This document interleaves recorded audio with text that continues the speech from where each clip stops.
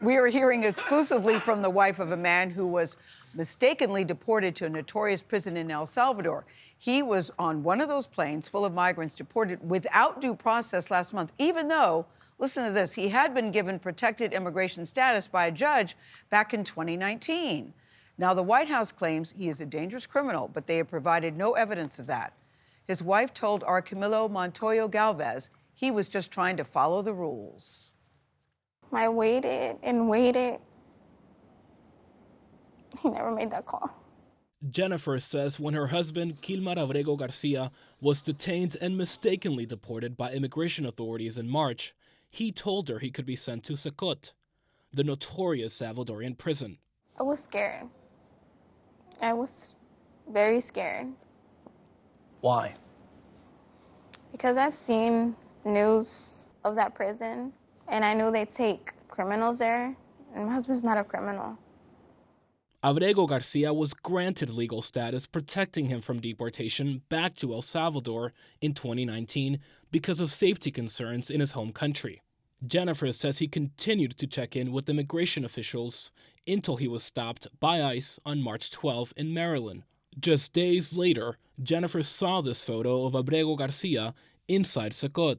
When I saw it, I immediately broke down because I knew it was him.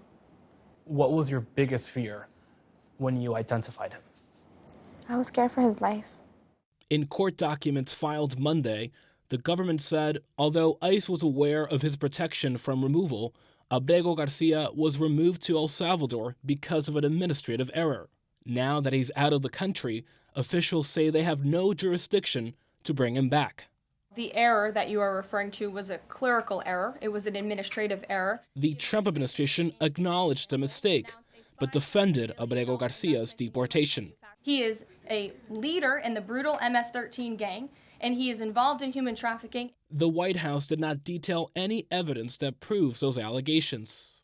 Jennifer says her husband is not a gang member, but instead just a proud father of their 5-year-old son with disabilities. He's not a criminal. My husband is an amazing person, an amazing father. Court documents indicate that Abrego Garcia entered the U.S. illegally back in 2011 and that he had some traffic violations here. But they also show he had no criminal record in the U.S.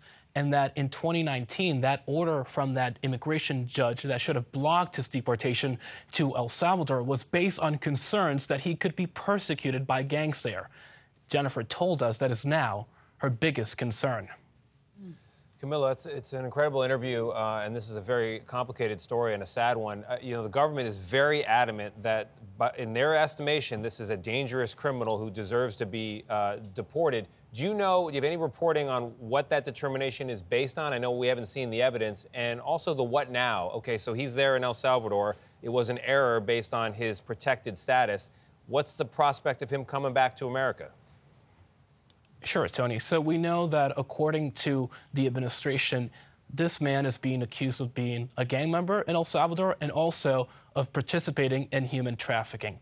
The gang member accusation is based, according to officials, on testimony from a credible informant, but his lawyers dispute that accusation, saying that it is based on hearsay.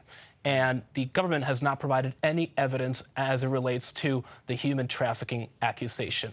As it relates to the question of how he can contest, Tony, this accusation in that Salvadorian prison, we don't know that there is actually a mechanism to do that. And the U.S. government's position now is that because he's in Salvadorian custody and no longer in American immigration custody, the Trump administration and the U.S. government does not have any jurisdiction to bring him back.